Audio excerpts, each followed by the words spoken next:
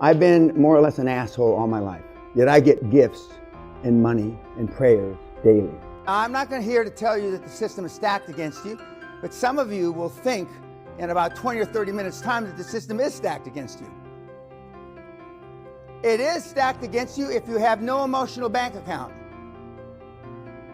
The system is stacked against you if you care what other people think.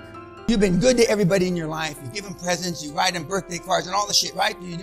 How has it gotten you? The worse I am, the more gifts I get. Again, how's your program working out?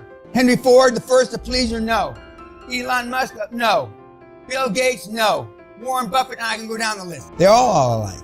They're all assholes. They don't send flowers at Christmas or at Easter. When do you say? I don't even know when you send flowers. And they never say they're sorry, which is the biggest. When you cut that fucking word out of your vocabulary, you will grow 50% as a human being. Because first you cut the word out, the actual action. Then over time, you cut the feeling out. They have the same attitude that they don't give a fuck what you think, what you say, what you feel about them. It should not go unnoticed that how much different these people are than you. Am I the only one that sees this? They weren't afraid of anything, and if they were afraid, they did it anyway. Just the opposite of you. And all these guys are the same. Success leaves clues. If they're all not like you, what in the fuck is that telling me? But the key is, can you now do what you know it takes to be one of those kind of persons? That's the real question. Now, you have been taught to make people comfortable. You've been taught for the most part to be a pleaser. If you do that, you're going to take a long time dating professionals. You put them on your back heel, as they say in Britain. You make them uncomfortable. The first financial presentations, beads of sweat would come off their foreheads, the bankers.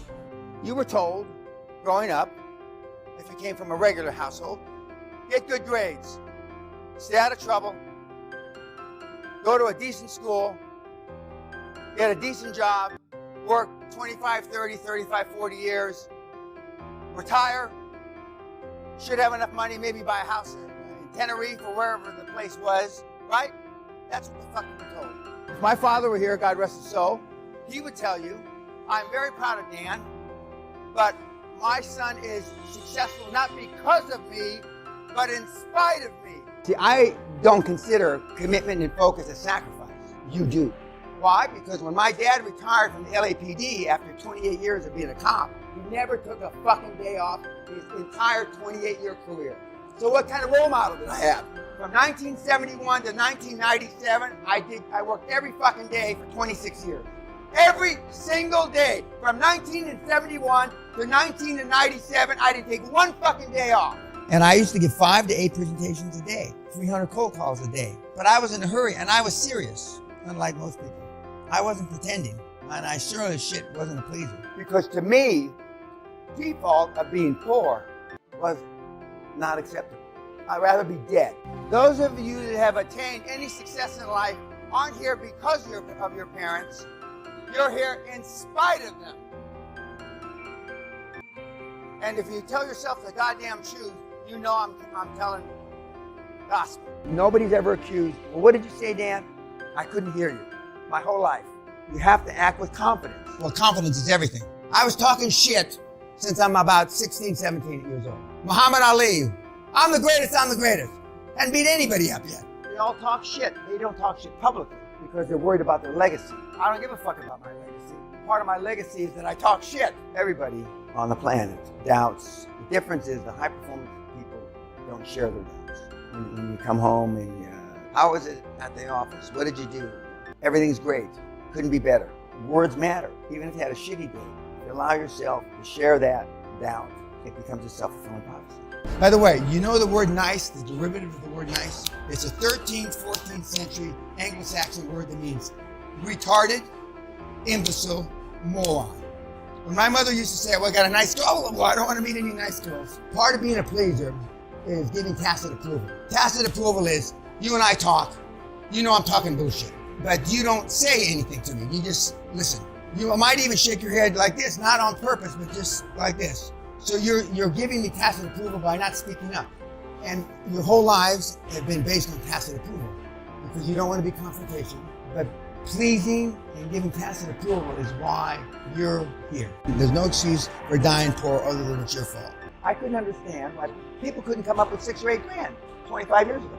When I was my poorest, when I had nothing, I could come up with 10 grand. I mean, when I had nothing, I could come up with 10 grand. Like I took a shit. I don't know anybody that can't come up with 20, 25 grand. I don't know physically, other than seminar attendees, I don't know anybody that I've talked to in the last 25 fucking years that can't come up with $25,000. I may have bumped into them at an airport or some shit, or stood next to them in a fucking elevator, and the people that I know that couldn't would be embarrassed to say they couldn't come up with 25 grand. I've had kids come to me that have read 700 books and he's not 20 years old yet. 700 books. I'm talking about motivational books, personal development books. Now, I'm gonna tell you a little secret that you don't know. Success, right? Success is quantifiable. You either made money or you didn't make money. You either saved the world or you didn't save the world. You either shot 75 on a golf course or you shot 100, right? It's quantifiable. Lifestyle change is that you demand it because you deserve it. When your mindset gets to that point, I mean, life changes. It flips. But if I have to motivate you kids, you're not gonna make it. This is about creating generational wealth. Josh has done it in 3, as a 17-year-old. We have teenagers making $1 million a year. Well, I don't even brag about them. I don't even talk about them on the internet. Because $1 million a year is chump change. Do you realize how low on the fucking motherfucking food chain you are? But who tells you not to just fucking do it, right? Your parents. Stay out of the street, you're gonna get hurt. When you go to school your first day in kindergarten, whatever your school is, keep your head down. Don't get in trouble. If you get in trouble, I'm gonna tell your father. And look what the result has been. Kids only lack leadership. They don't lack brains. What would you do if you weren't afraid of what your parents thought of you? It didn't bother you what people had said about you, thought about you. Now everybody's got a motherfucking opinion. You really think anybody cares about your opinion? No. But you give them tacit approval because you listen to them. Steve Jobs used to say no 1,000 times.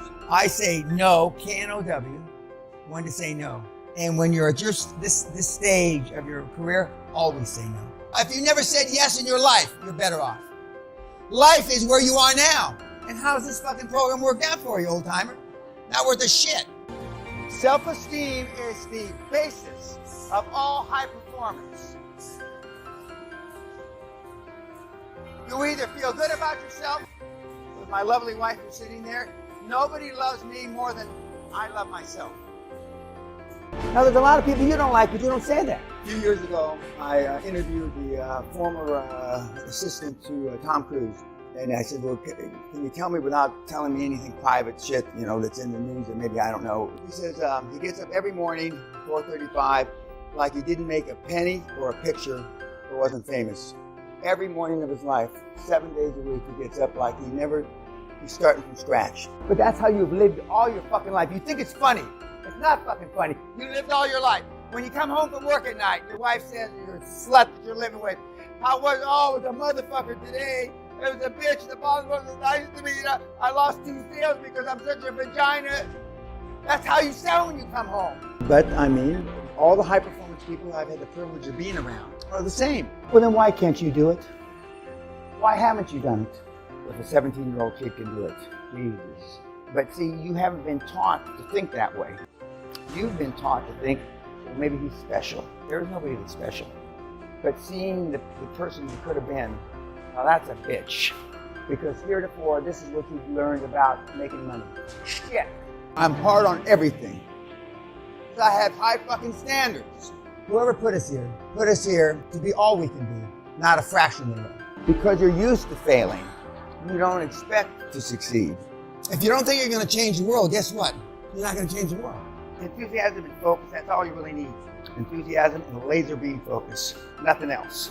And then, it becomes a self-fulfilling prophecy. If you think that I'm driven now, you should have seen me when I was 30. I was a psychopath. I could work 120 hours a week, go 3 or 4 or 5 nights without sleep, drink like a fucking fish, fuck all day and all night. I was a living, walking, motherfucking psycho. You can't be a good human being unless you love yourself. Love yourself first, then you love everybody else. I can just tell by looking at the audience, we have a lot of Save the World kids. Great, absolutely fucking terrific. But Bill Gates didn't start saving the world till he made $850 billion. None of those guys, Warren Buffett, you name them, didn't give a shit about the world until they made $852 billion. So I tell the kids, go out and make the $852 billion, then save the fucking world.